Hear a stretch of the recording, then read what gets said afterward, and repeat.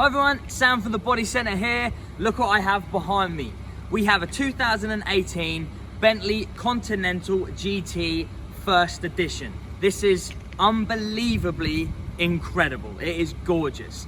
Now, we've got this Bentley in for a body kit. We are fitting a carbon fibre body kit to the front bumper, 2 sills, rear diffuser and a little boot lip spoiler. This is a carbon fibre body kit which is worth around about £8,000. So we need to be extremely careful on this install.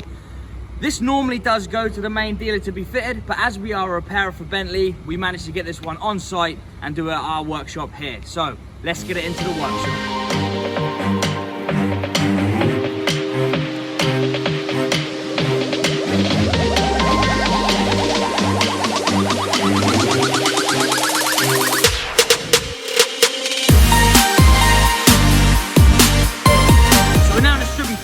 The Bentley's not in here yet. We're now getting all the carbon parts out of the boxes, checking over them, and we have got a fit section of vent shield on the bottom of the sills before we apply them to the car. So let's get these wrapped up.